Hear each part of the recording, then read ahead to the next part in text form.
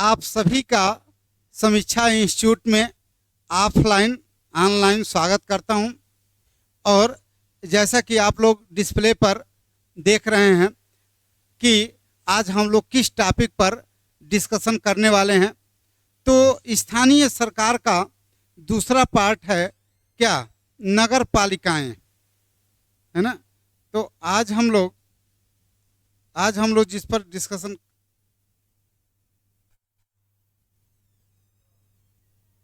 अच्छा चल रहा है, ठीक है। तो इसमें हम लोग जिस पर डिस्कशन करने वाले हैं ये है आपका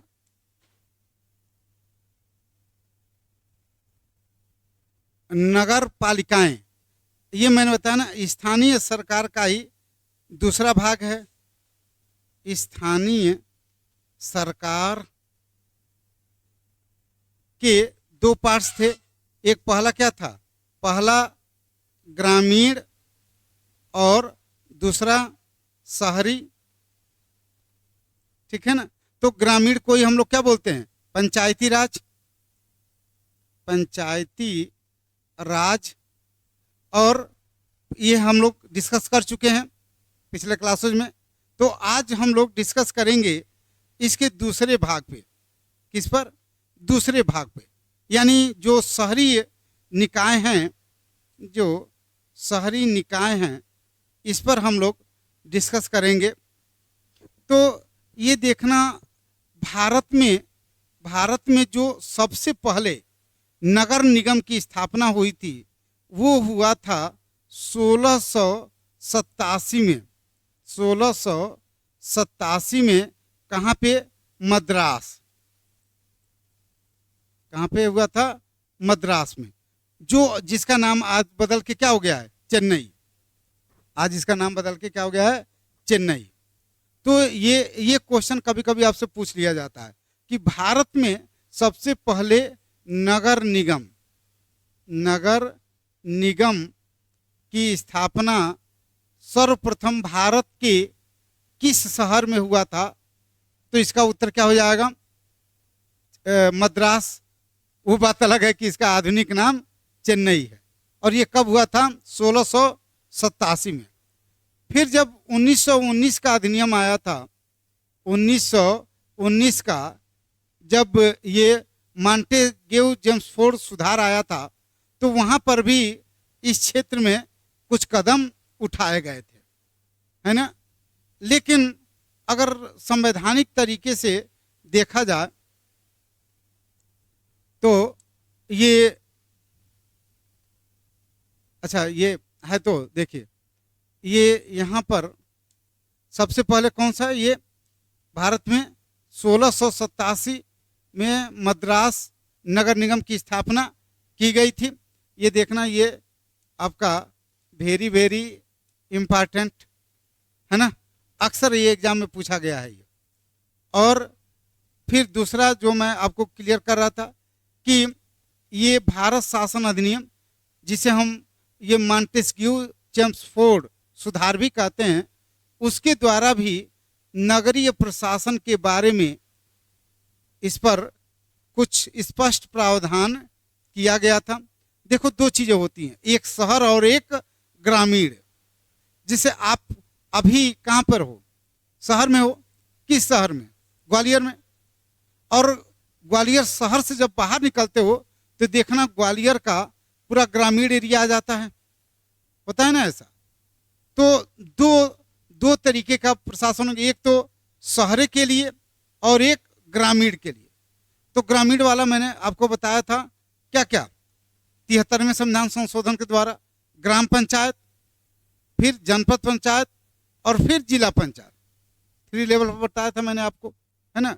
तो उसी तरह से यहाँ पर भी क्या होता है कि जो ज़्यादा जनसंख्या वाला यानी 5 लाख से ज़्यादा जहाँ पे जनसंख्या होती है वहाँ पे नगर निगम रहता है।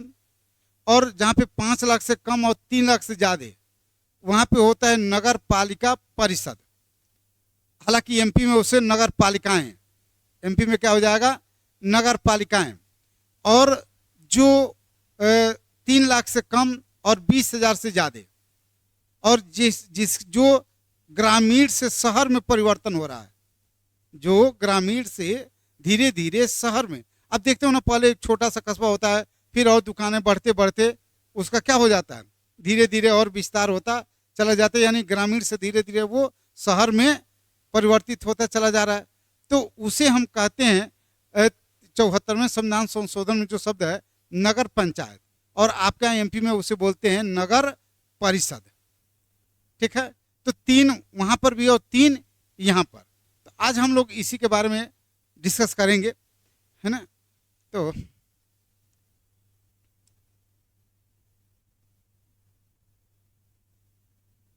अब आप देखिए कि इसके लिए नगर पालिकाओं के लिए यानी शहरी निकायों के लिए क्या किया गया कि 74वां संविधान संशोधन, आपने देखा प्रयास तो हुआ था राजीव गांधी के समय पे 65वां संविधान संशोधन के रूप में, लेकिन वो संसद द्वारा पारित नहीं हो पाया था, तो बात खत्म हो गई थी, फिर सरकार गिर गई थी, फिर नई सरकार जो आई बहुत कुछ कर नहीं पाई इस दिशा में। तो फिर जब 1991 में लोकसभा का चुनाव हुआ और पीवी नरसिम्हा राव के नेतृत्व में सरकार का गठन हुआ, यानी पीवी नरसिम्हा राव भारत के प्रधानमंत्री बने, तो उन्होंने इस दिशा में प्रयास किया। तो इसके लिए उन्होंने नगरीय शासन के लिए, किसके लिए, नगरीय शासन के लिए उन्होंने जो अधिनियम लाए, उसके लिए जो संविधान में संशोधन करना पड़ेगा, तो उसके लिए जो संविधान संशोधन विधेयक लाए उसका क्रम हो गया 65वां से बदल के क्या हो गया 74, क्या हो गया 74, यानी 74वां संविधान संशोधन 1992। अब इसको ये 74वां संविधान संशोधन को क्या किया गया, इसे 22 दिसंबर 1992 को लोकसभा ने पारित कर दिया। फिर ये 23 दिसंबर 1992 को राज्यसभा ने पारित कर दिया। फिर 20 अप्रैल 1993 को प्रेसिडेंट ने क्या कर दिया, इस पर हस्ताक्षर कर दिया, और ये 1 जून 1993 को इसका इम्प्लीमेंट यानी लागू कर दिया गया। ठीक है ना, 1 जून 1993 को। अब ये नोट कर लो, ये उसमें नहीं रहेगा जो नोट्स भेजूंगा। अभी मैं शुरू में सबक सिखाया ना आप लोगों को कि जब भी कोई मैं एक्स्ट्रा बात बताऊं तो वो बात आप लोग लिख लिया करो, है ना, तुरंत। और ये काम जल्दी करना है क्योंकि ऑफलाइन के साथ साथ ऑनलाइन भी मुझे पढ़ाना है ना, तो ये काम बहुत फास्ट होना चाहिए। जब मैं लिखता हूं तो आप भी लिख लिया करो तुरंत ही। कौन अरे यार, हाँ ठीक वो किए हो, ये 1992 है, 74वां संविधान संशोधन 1992। ठीक है ना। फिर 22 दिसंबर को लोकसभा द्वारा पारित, 23 को राज्यसभा द्वारा पारित, फिर 24 अप्रैल को राष्ट्रपति की स्वीकृति, हाँ वही 20 अप्रैल को राष्ट्रपति की स्वीकृति, और 1 जून 1993 को इम्प्लीमेंट हो गया, लागू हो गया। अब इसके द्वारा हुआ क्या, ये 74वें संविधान संशोधन द्वारा भारतीय संविधान में भाग 9 को जोड़ा गया। आप लोगों ने उसके लिए क्या देखा था, पंचायती राज के लिए क्या जोड़ा गया था, भाग 9, और इसके लिए कौन सा भाग जोड़ा गया, भाग 9 को, यानी 9A 9A भाग 9 को जोड़ा गया, ठीक है, जिसे हम और इसके लिए जो अनुच्छेद जोड़ा गया वो है 243 हिंदी में तो से अंग्रेजी में पी, या 243 या 6 अंग्रेजी में डे जेड डी। जैसे उसमें आपने देखा था ना कि उसमें क्या था, 243 से 243 ओ तक था, और इसमें 243 ओ के बाद फिर क्या आता है, पी, तो इसमें 243 पी से जेड जी तक। तो ये इसका संवैधानिक प्रावधान हो गया। किस भाग में, तो भाग 9A में, और किस आर्टिकल में, तो 243 पी से 243 जेड डी में।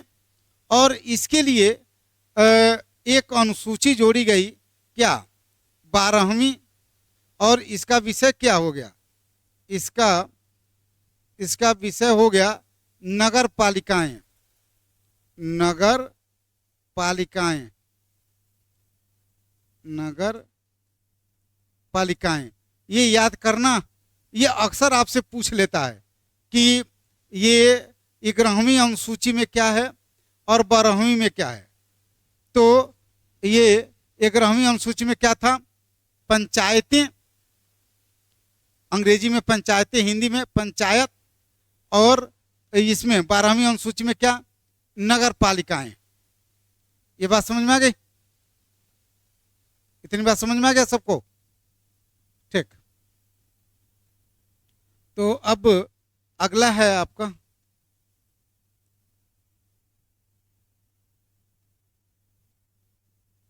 अब देखिए, ये इसके द्वारा 74वें संविधान संशोधन अधिनियम 1992 के द्वारा जो प्रावधान किया गया, कुछ अनिवार्य प्रावधान और कुछ, अरे दोनों में अनिवार्य कर दिया है।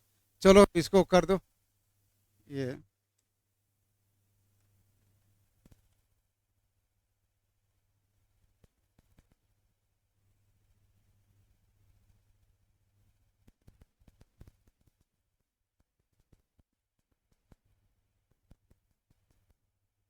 ऐच्छिक, अनिवार्य और ऐच्छिक कर दिया गया। अनिवार्य प्रावधान ये कर दिया गया कि इसका कार्यकाल फिक्स कर दिया गया, क्या, 5 वर्ष। फिर इसमें ये आरक्षण की व्यवस्था कर दी गई, किसके किसके लिए, एससी प्लस एसटी, एससी और वुमेन, इनके लिए हमने आरक्षण का प्रावधान कर दिया। फिर इसके लिए ये स्टेट इलेक्शन कमीशन का प्रावधान, या ये इनके लिए स्टेट फिनांस कमीशन, राज्य वित्त आयोग और ये राज्य निर्वाचन आयोग, ये सब हम लोगों ने क्या कर दिया, इनका कार्यकाल फिक्स कर दिया। हर 5 साल में इनका चुनाव होगा। ये क्या था, ये अनिवार्य प्रावधान है। और ऐच्छिक प्रावधान ये है कि यहाँ पे अगर राज्य विधानमंडल चाहें तो ओबीसी के लिए भी आरक्षण कर सकता है, या जो महिला आरक्षण यहाँ कितना था, यहाँ पे 33% था, तो ये महिलाओं का आरक्षण क्या कर सकते हैं, ये बढ़ाया जा सकता है। महिलाओं का आरक्षण 50% से, अरे सॉरी 33% से ज़्यादा बढ़ा सकते हैं। तो वो निर्भर करेगा राज्य विधानमंडल पर। तो ये इनका क्या है, ऐच्छिक प्रावधान, मतलब अगर विधानमंडल जैसा चाहे वैसा कर सकता है। लेकिन ये वाला अब काम करना ही करना है कि हर 5 साल पे चुनाव कराना है। फिर ये एससी और एसटी को उनकी जनसंख्या के अनुपात में, और ये और महिलाओं को 33% आरक्षण, कम से कम 33 देना ही देना है, इससे कम नहीं दे सकते, इससे ज्यादा दे सकते हो। हाँ बोलो। हाँ भाई, तो आरक्षण के माध्यम से ही तो महिला की भागीदारी सुनिश्चित की गई है। अब देखो, जब आरक्षण हो जाता है तो सुनो, देखो जैसे आरक्षण नहीं है, आरक्षण अगर नहीं है तो फिर उसमें पुरुष और स्त्री कोई भी खड़ा हो सकता है। और पता है पुरुषों का समाज में ज़्यादा परिचय होता है, ज़्यादा वो घूमते हैं, ज़्यादा रहते हैं, तो वो वोट पा जाते हैं और वो जीत जाते हैं। कोई महिला जीत ही नहीं पाती है। लेकिन अगर आरक्षण हो जाएगा तो वहां से कोई महिला ही खड़ी होगी, और जब महिला ही खड़ी होगी तो फिर जीतेगी कौन? महिला ही जीतेगी। तो इस तरह से शासन में उसकी भागीदारी बढ़ेगी कि नहीं? निश्चित रूप से बढ़ेगी, है ना। मैं इसका एकदम प्रत्यक्ष उदाहरण दे रहा हूं कि मैं एक बार दिल्ली से गया था राजस्थान में, ठीक है ना। वहाँ पे नया नया कोचिंग खुला था, तो मुझे गेस्ट के तौर पर बुलाया गया था, है ना, मार्गदर्शन के लिए। तो जब मैं वहाँ पे पहुँचा तो थोड़ा सा दिल्ली से वहाँ पहुँचते पहुँचते थोड़ा सा विलम्ब हो गया। तो जो वहाँ की वो थी मेयर थी, वो अनुसूचित जनजाति की थी, और बिल्कुल दुबले पतले एकदम, कपड़ा भी बहुत स्तरीय नहीं था, और फिर योग्यता भी कुछ नहीं। और जहाँ एक तरफ लगातार पढ़े लिखे लोग बैठे हुए थे, उनके बीच में वो बैठी हुई थी। तो पहले तो मुझे ये हुआ कि इनके बीच में ये कैसे, लेकिन मुझे ये समझने में 1 मिनट का भी देर नहीं हुआ कि यह 73वें और 74वें संविधान संशोधन की देन है। कि अगर महिलाओं को आरक्षण नहीं होता, और महिलाओं में अगर एससी और एसटी के लिए आरक्षण नहीं होता, तो शायद वो महिला उनके बीच में नहीं बैठ पाती। बैठना तो दूर, शायद उनके समूह में शामिल नहीं हो पाती। और फिर वहां पर एक से एक विद्वान लोग, एक से एक अधिकारी महोदय लोग थे, लेकिन जब फीता काटने की बात आई, फीता किसने काटा? उसने काटा। क्यों? क्योंकि वो नगर के अध्यक्ष थे। और ये सीधा सीधा देन है 74वें संविधान संशोधन का, और उसमें आरक्षण का महिलाओं के लिए, और महिलाओं आरक्षण में भी एसटी और एससी के लिए, क्योंकि महिला एसटी की थी। तो ये है। अब इसके माध्यम से महिलाओं की शासन में भागीदारी बढ़ी कि नहीं बढ़ी? अगर ऐसा नहीं होता कि महिलाओं का या महिलाओं में एसटी एससी का नहीं होता, तो महिला वहां पे आती, उसकी भागीदारी होती वहां पे, शायद उसको दर्शक में भी बहुत दूर बैठाया जाता, पास नहीं फटकने दिया जाता। ये देन है 74वें संविधान संशोधन की, है ना। तो इस तरह अभी देखो, अभी अभी आप देख लो, जिसे महिलाओं के लिए अभी संविधान संशोधन किया गया है ना, कि यहाँ पे तो था स्थानीय निकाय में, लेकिन अभी केंद्र में लोकसभा में और राज्यों में विधानसभा में नहीं था। अभी संविधान में संशोधन किया गया, नारी शक्ति बंधन अधिनियम बना है ना अभी। तो अभी देख लो, अभी 553 सीट में से केवल 80 महिला लगभग हैं सांसद। लेकिन अब अगर 33% आरक्षण लागू हो जाएगा तो सीधे 180 हो जाएंगे। तो अभी 100 सीट का नुकसान है ना, तो जहां केवल 80 महिलाएं हैं तब 180 हो जाएंगी। तो इससे महिलाओं की शासन में भागीदारी बढ़ी कि नहीं बढ़ी आरक्षण करने से? अगर नहीं होता तो बढ़ता, कतई नहीं बढ़ता, है ना।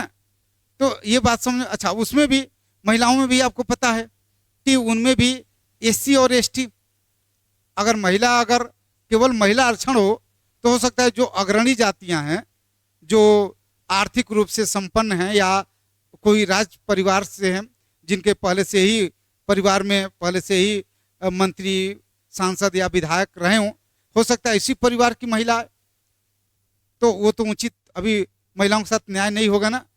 वो तो महिला आरक्षण का मतलब कि वो महिला चाहे ओबीसी की हो, जनरल की हो, एससी एसटी किसी भी समुदाय की हो, उसका यहाँ पे प्रतिनिधित्व हो। क्योंकि जो जिस समाज में रहता है उस समाज का उसको बेहतर ज्ञान होता है। एक एसटी महिला की क्या समस्या है, एक जनरल की महिला नहीं बता सकती।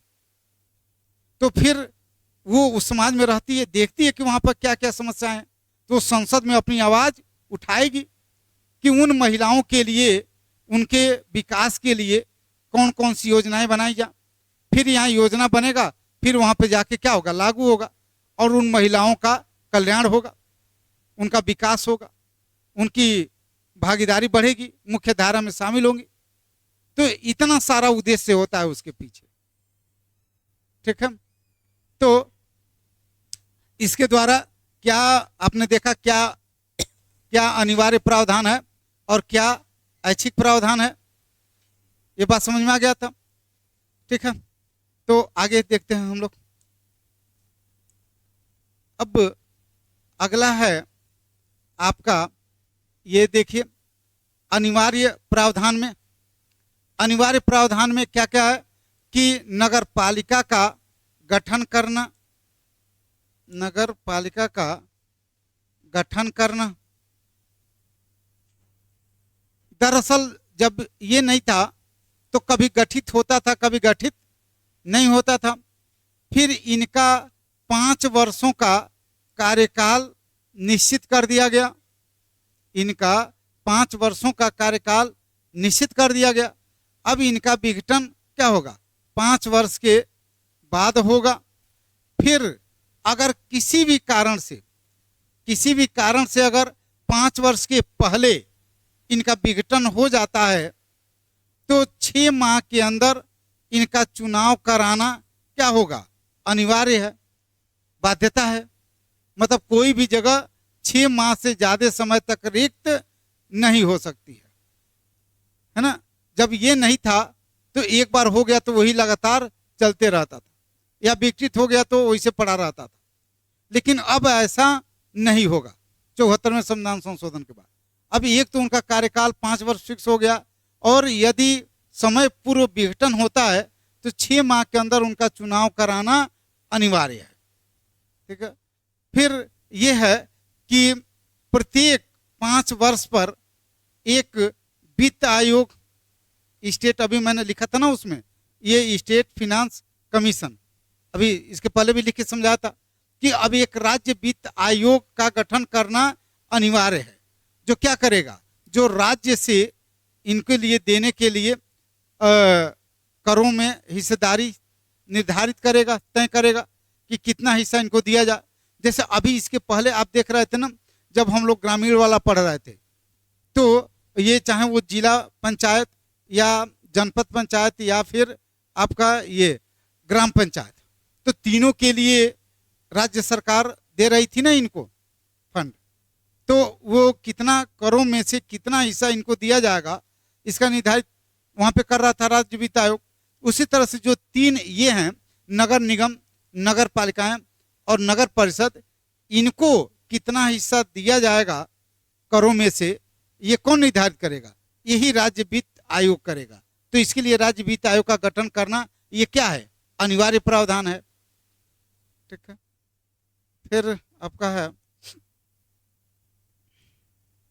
फिर देखिए ये चुनाव लड़ने की न्यूनतम आयु कितनी होगी, चुनाव लड़ने की अंतिम, अरे वो न्यूनतम आयु कम से कम कितना, 21 वर्ष होना चाहिए। और फिर ये अनुसूचित जाति, अनुसूचित जनजातियों को उनकी जनसंख्या के अनुपात में आरक्षण दिया जाएगा। ये क्या है, ये अनिवार्य प्रावधान है कि एससी और एसटी को उनकी जनसंख्या के अनुपात में, और फिर महिलाओं को भी 33%, ये क्या है, अनिवार्य प्रावधान है।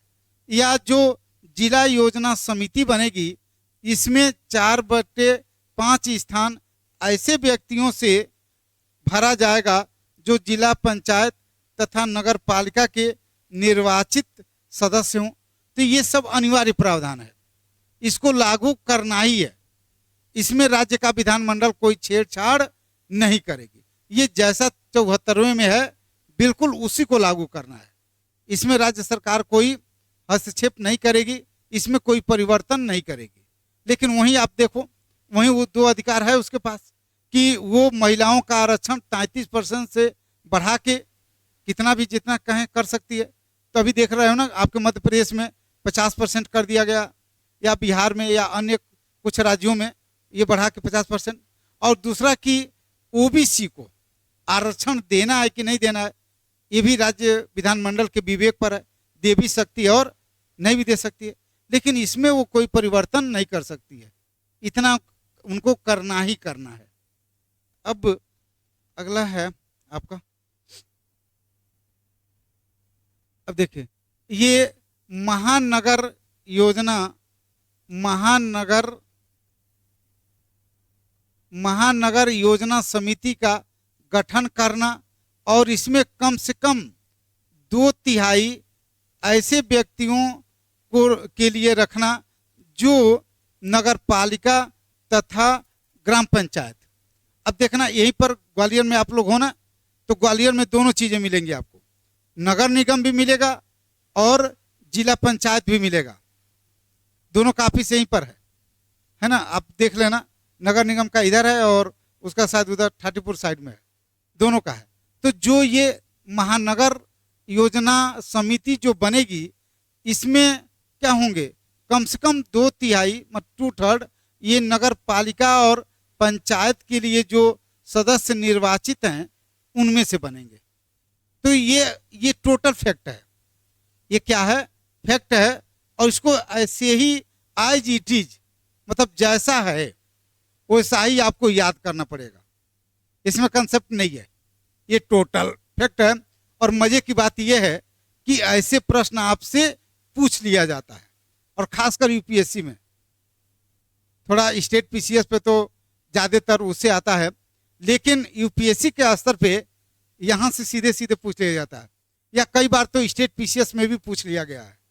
तो आपको एज इट इज जैसा है ये बिल्कुल उसी तरीके से आपको याद करना पड़ेगा, है ना। और ये मैं आपको नोट्स प्रोवाइड कर ही देता हूँ, उसमें एक एक चीज है, एक एक आर्टिकल सहित है, तो आपको उसी अनुसार याद करना रहेगा।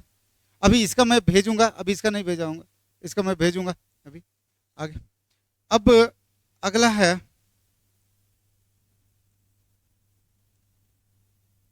अगला देखिए। अब अभी तक आपने क्या देखा, अभी तक आपने अनिवार्य प्रावधान देखा, क्या देखा था, अनिवार्य, कि उतना उनको करना ही करना है राज्य विधानमंडल को। अब देखिए ऐच्छिक प्रावधान, अच्छा यहाँ पे उन्होंने सही लिखा है, ठीक है। तो यहाँ पे ऐच्छिक प्रावधान मतलब अब ये राज्य विधानमंडल पर निर्भर करेगा। अब ये चीजें राज्य विधानमंडल पर निर्भर करेगा कि ये इसको कर भी सकता है और नहीं भी कर सकता है ना। तो ऐच्छिक का मतलब यही होता है, कंपलसरी का मतलब क्या है, करना ही है, उसको करने से आप मना नहीं कर सकते। ऐच्छिक में आप कर भी सकते हो और नहीं भी कर सकते हो, हाँ, संभावना एक तरह से। तो ये क्या आप ऐच्छिक वाले में क्या है कि अन्य पिछड़े वर्गों के लिए आरक्षण दें या न दें, ये राज्य विधानमंडल पर निर्भर करेगा।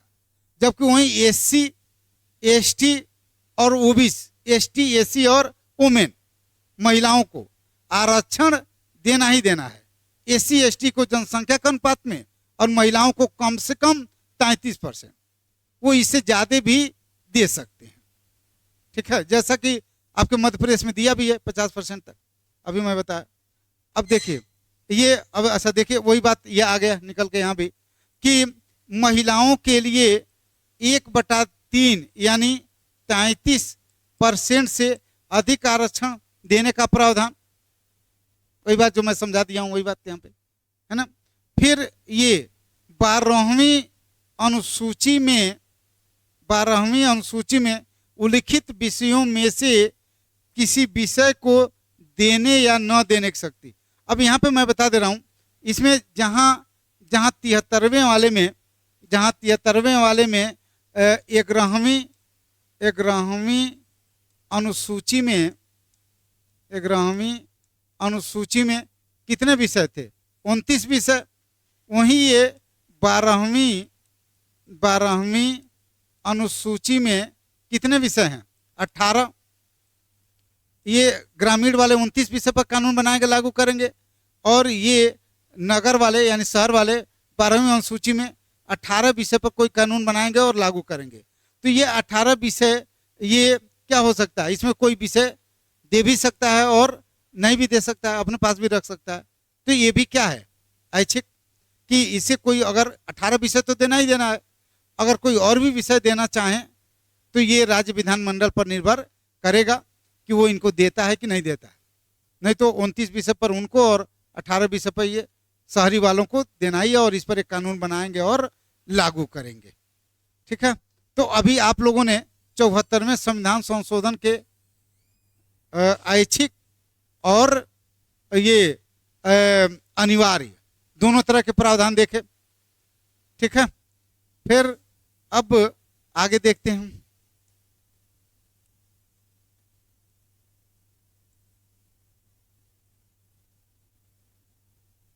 अब यहां पर देख लीजिए, अभी ये भी ऐच्छिक में ही, नो प्लीज, ये ऐच्छिक में ही अभी ये भी है कि ये वार्ड समितियों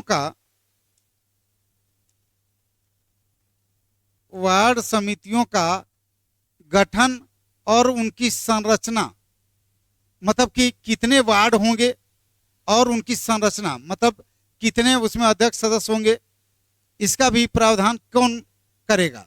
राज्य की विधायिका यानी राज्य विधान मंडल।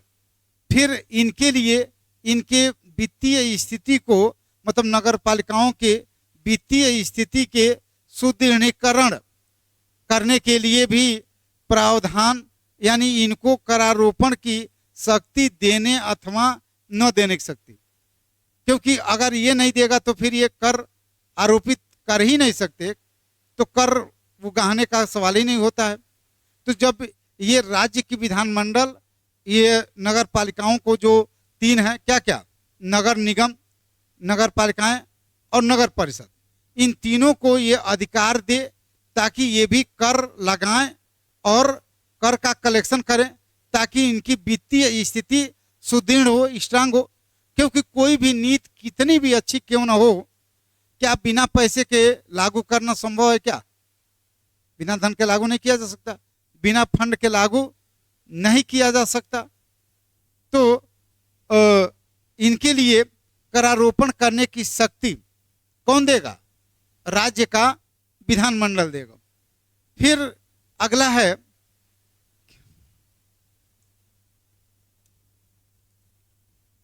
अब देखो, अगर किसी नगर निगम या नगर पालिका, किसी नगर निगम या किसी नगर पालिका के तहत अगर कोई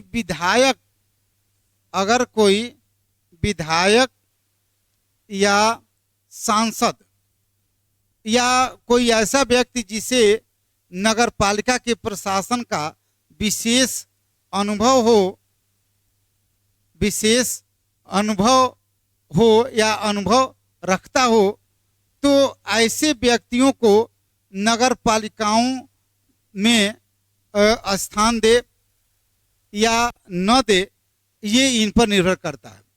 अब जैसे सपोज दैट कि ये ग्वालियर नगर निगम है, राइट, तो इसमें अगर कोई ऐसा व्यक्ति है जो यहाँ से विधायक है या सांसद है, या कोई ऐसा व्यक्ति है जो नगर प्रशासन का विशेष अनुभव रखता हो, मतलब वो कहीं ना कहीं नगर प्रशासक रहा हो, जो अब रिटायर हो गया हो, है ना, जिसे नगरीय प्रशासन का बृहद ज्ञान एवं अनुभव हो, तो वो इसका मतलब नगर निगम का या नगर पालिका में स्थान उसका रहे, उसमें भाग ले।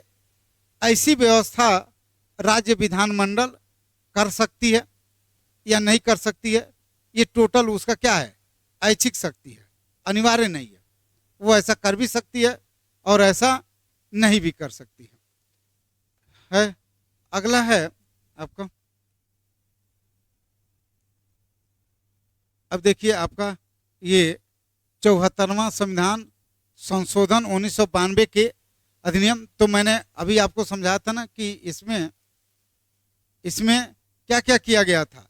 इसके 74वें संविधान संशोधन के द्वारा, 74वें संविधान संशोधन के द्वारा क्या किया गया था, ये 12वीं अनुसूची जोड़ी गई थी। कौन सी अनुसूची जोड़ी गई थी? 12वीं।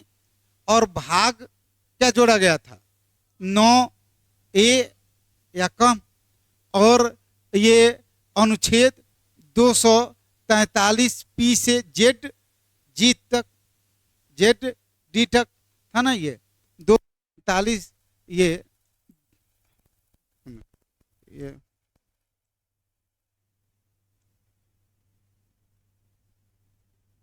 243, ये पी से 243 जेड डी तक इतना प्रावधान किया गया था इसमें, है ना।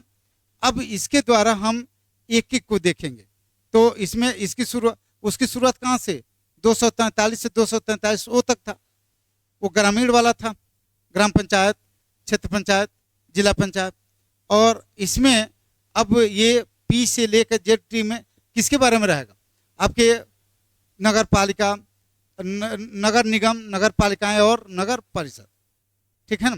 तो अब इसमें उन्हीं की यहाँ पे 243 में क्या दिया गया है, परिभाषा। जैसे वहां पर आपने देखा था ना कि ग्राम पंचायत, जनपद पंचायत, जिला पंचायत का स्ट्रक्चर था, वैसे ही यहाँ पर इनकी परिभाषा रहेगी। किसका, नगर निगम का, नगर पालिकाएं का, हाँ, और नगर परिषद का। तो मैंने अभी थोड़ी देर पहले समझाया था आपको कि अगर वो सभी राज्यों में निर्भर करेगा कि वो विधानमंडल अपना क्या क्राइटेरिया निर्धारित करता है। लेकिन जो 74वें में जो प्रावधान किया गया था वो ये था कि अगर किसी शहर, नगर कहिए, शहर कहिए, सिटी कहिए, एक ही बात है, तो ये अगर किसी शहर की जनसंख्या अगर 5 लाख या इससे ज़्यादा है तो वहाँ पे नगर निगम, 5 लाख और 3 लाख के बीच में है तो नगर पालिकाएं। हालांकि जो 74वां संविधान संशोधन है उसमें, अच्छा चलो मैं दोनों लिख देता हूँ, है ना, ये 74वें अनुसार भी और आपके एमपी में, है ना। तो ये जो 74वें संविधान संशोधन में ये जो 1992 है, इसके द्वारा यहाँ पे है नगर निगम, नगर निगम जहाँ पे जनसंख्या 5 लाख या उससे ज़्यादा है। फिर ये नगर पालिका परिषद, नगर पालिका परिषद, ठीक है। फिर जिनकी जनसंख्या ये 5 लाख से कम और 3 लाख से ज़्यादा है। और यहाँ पे सबसे नीचे नगर, नगर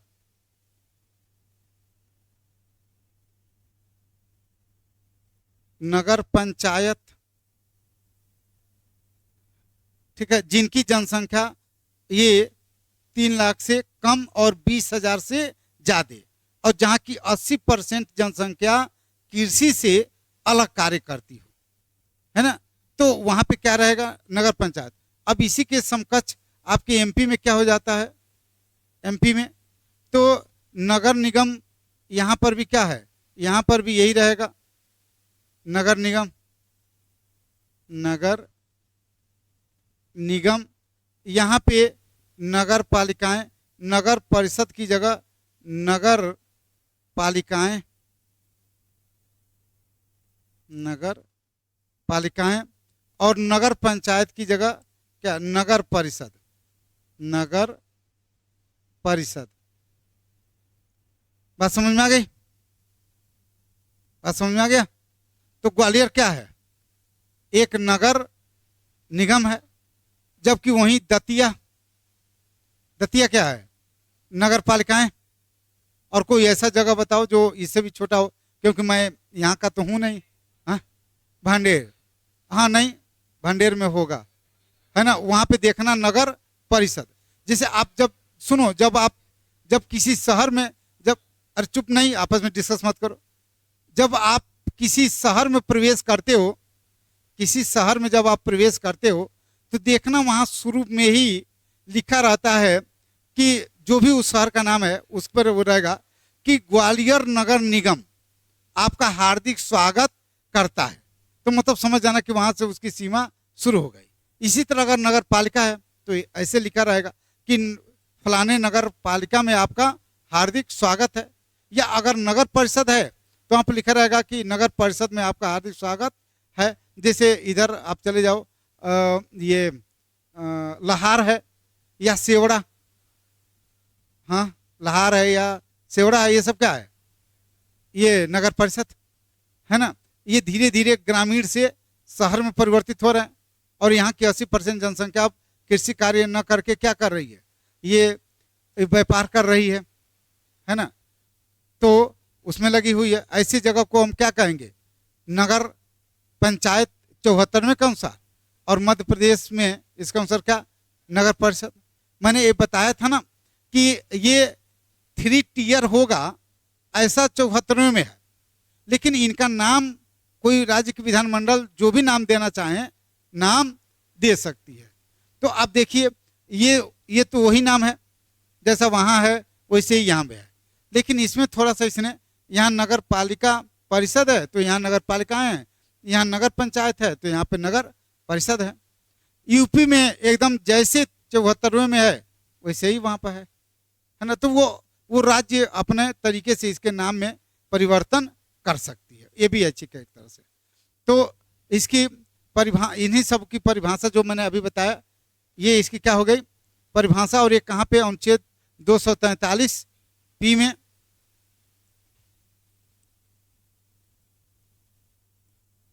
अब अगला है इनका 243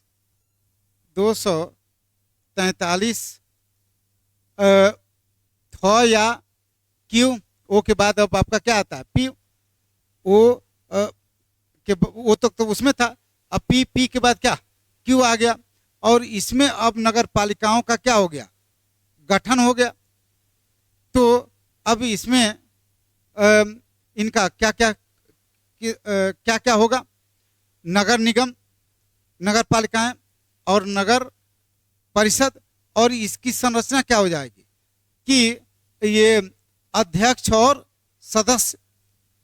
तो अध्यक्ष को जनरली हम लोग क्या मेयर कहते हैं, है ना, मेयर, या हिंदी में क्या बोलते हैं, महापौर, है ना, अंग्रेजी में मेयर होते हैं और हिंदी में महापौर, अंग्रेजी में मेयर और हिंदी में महापौर हो जाते हैं।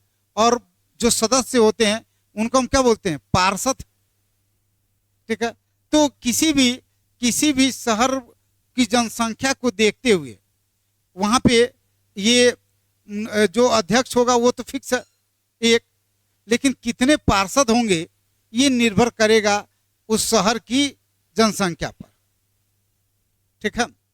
तो उसका प्रावधान कहाँ पे रहेगा, अनुच्छेद 243 क्यू में। अब इसके बाद अगला है आपका, अब इसकी संरचना, वहां पे क्या थे, वहां पे संख्या हो गई, वहां पे क्या हो गई, संख्या, कि ये एक मेयर होगा और उसमें सदस्य होंगे। अब यहाँ पर भी इसकी संरचना में भी वही उसी का क्रियान्वित, भाई वहाँ पे गठन किया जाएगा और उसी का व्यवहारिक पक्ष यहाँ पर हो गया कि इसमें नगर पालिका में एक हेड होगा और बाकी क्या होंगे, मेंबर होंगे, है ना, एक अध्यक्ष होगा और बाकी मेंबर होंगे।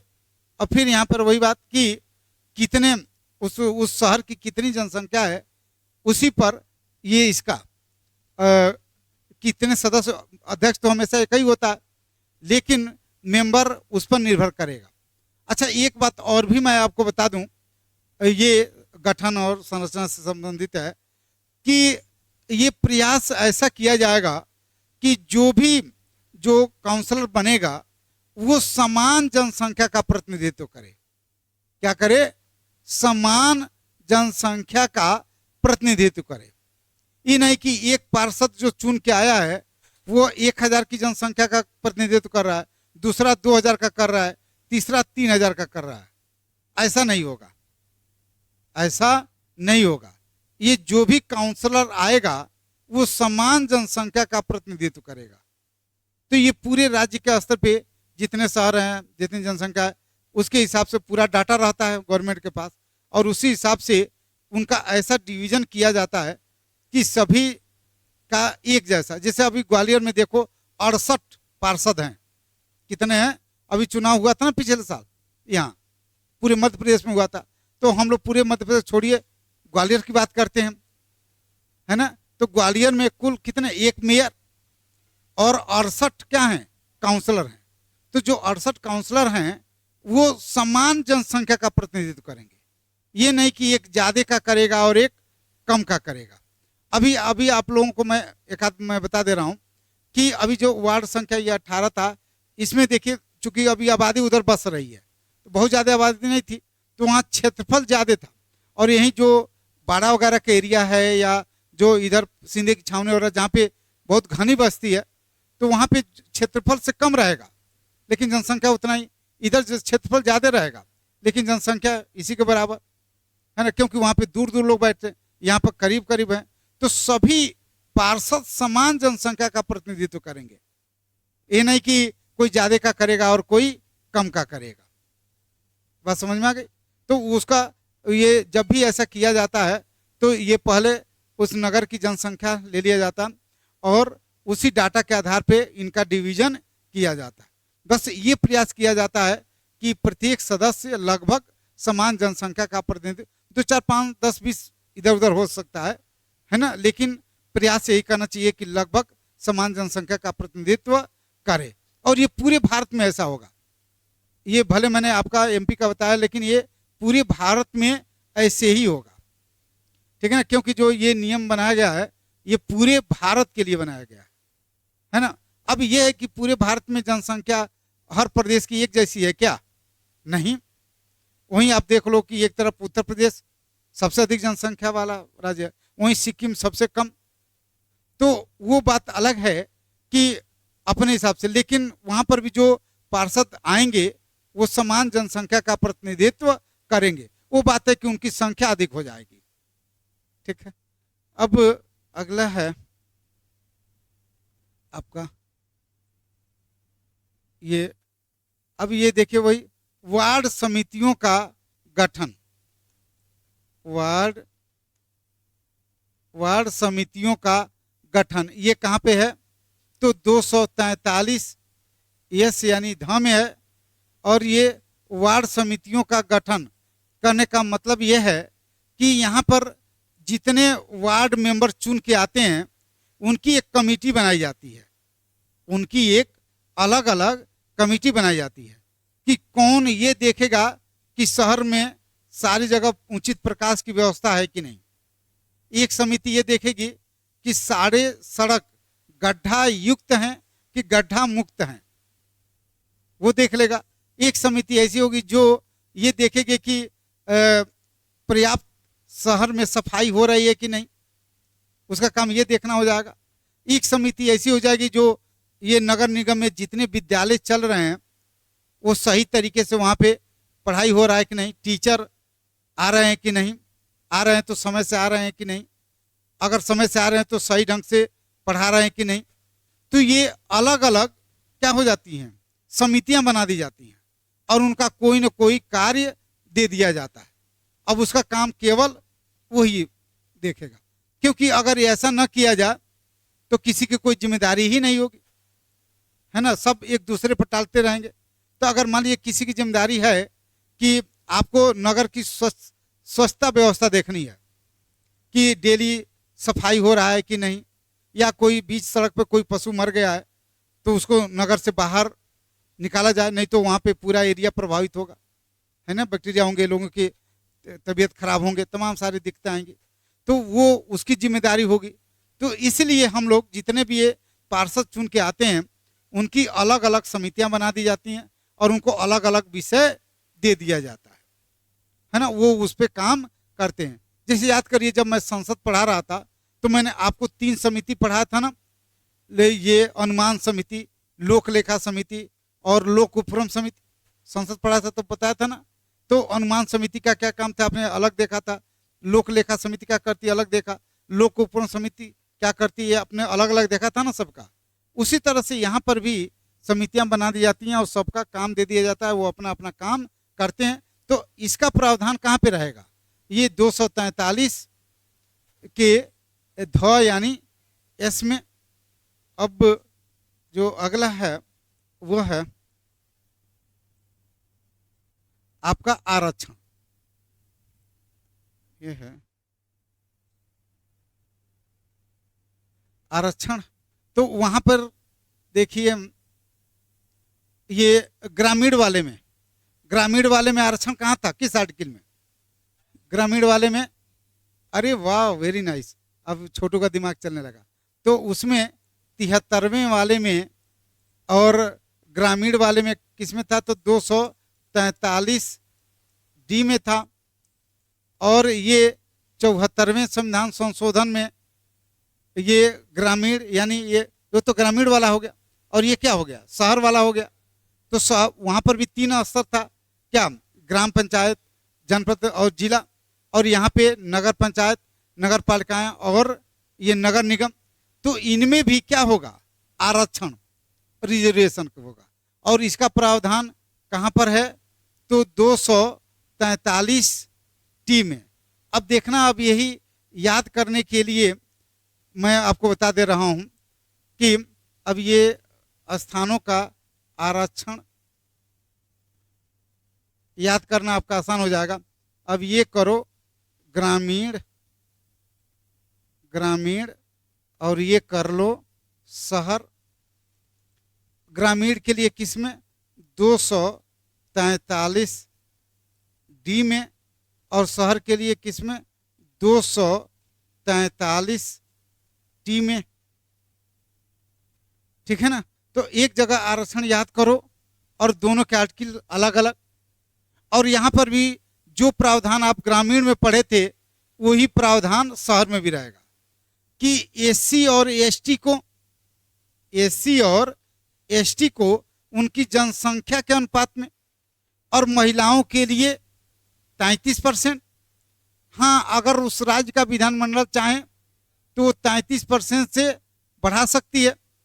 जैसे आपके मध्य प्रदेश में कितना है, 50%। और फिर दूसरा ओबीसी, कि ओबीसी के लिए आरक्षण देना है कि नहीं देना है, ये क्या करेगा, राज्य विधानमंडल तय करेगा, है ना। तो सेम जो आप उसमें पढ़ के आए हैं 73वें वाले में, वही बात यहाँ पर भी रहेगा, केवल आर्टिकल का अंतर है। वहाँ पे 243 डी में था, यहाँ पे 243 टी में हो जाएगा।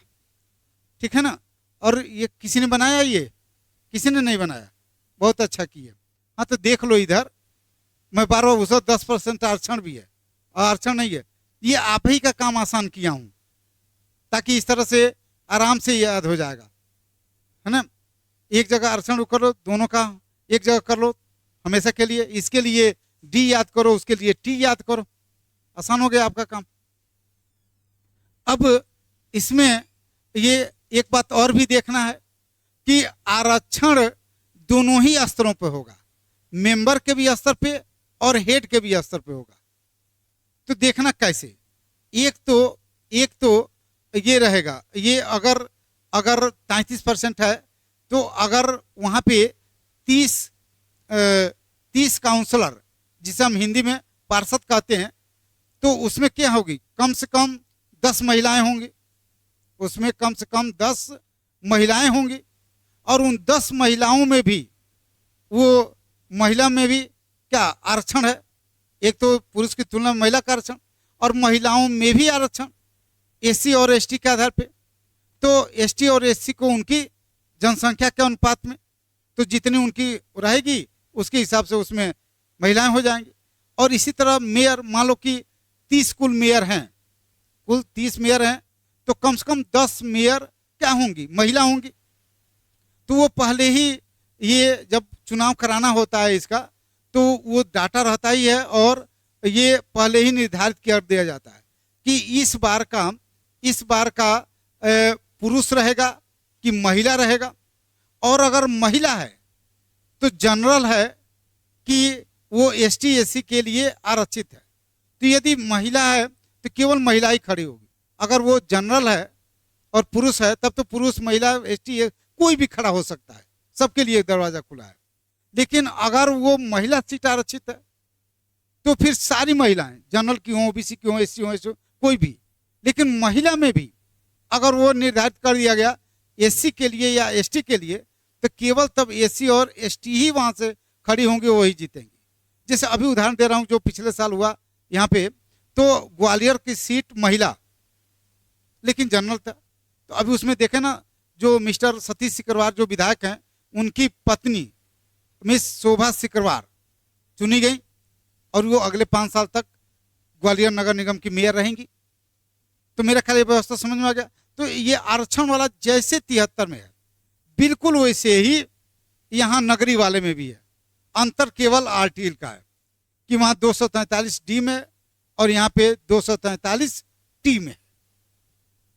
मेरा ख्याल है कि बहुत अच्छे से समझ में आ गया होगा ये प्रावधान, है ना। और देखना ये आरक्षण जो दिया जाता है वो रोटेशन के आधार पे क्या किया जाएगा, रोटेशन यानी चक्रानुक्रम। अब हो सकता है कि अगली बार ये महिला का भी अगर आ गया ग्वालियर, अगली बार फिर महिला का है, तो इस बार जनरल था तो उस बार हो सकता है कि एससी एसटी के लिए आरक्षित हो जाए, है ना। फिर इसके बाद से पुरुष आ जाएगा तो पुरुष में जनरल का रहेगा तो सभी, और नहीं पुरुष में अगर आरक्षित हो गया नहीं एसटी एससी तो केवल एसटी एससी के लोग लड़ेंगे, वही जीतेंगे, वही बनेंगे, है ना। तो ये चक्रानुक्रम रोटेशन चलता रहेगा बारी बारी से, मतलब बारी बारी से सबकी बारी आएगी। ये होता है रोटेशन, या इसको हिंदी में कहते हैं चक्रानुक्रम। चक्र देखते हो ना, घूमते घूमते फिर वहीं आ जाता है ना, पूरा रोटेट करके। तो इसी तरह से आगे ये व्यवस्था चलती रहेगी और सभी को बारी बारी से अवसर मिलेगा। बात समझ में आ गया सभी का? ठीक। अब अगला है आपका ये अवधि। अब देखिए अवधि वहां भी था, वहां भी अवधि था कि जब से उनकी पहली बैठक होगी, जब ग्रामीण वाला पढ़ा रहा था तभी बताया था ना कि चाहे वो ये ग्राम पंचायत हो या क्षेत्र पंचायत हो या जिला पंचायत हो, इनका जब पहली बैठक या अधिवेशन एक ही बात है, तो जब पहली बैठक या अधिवेशन होगा तो वहां से इनका कार्य कितना रहेगा, 5 वर्ष का। वही बात यहाँ पर भी कि ये जो 3 तरह की, कितने तरह की नगर पालिकाएं हैं, 3 तरह की, नगर निगम, नगर पालिका परिषद और नगर पंचायत। तो इन तीनों की जब चुनाव होगा और जब इसकी पहली बैठक यानी पहली अधिवेशन होगा तो उस दिन से इनका कार्यकाल कितना होगा, 5 वर्ष तक। और ये किसमें है, ये 243 यू या अणा में है। अब देखना जो आप उसमें देखे थे उसी का आगे इसमें रिपीटेशन रहेगा, ठीक है। आगे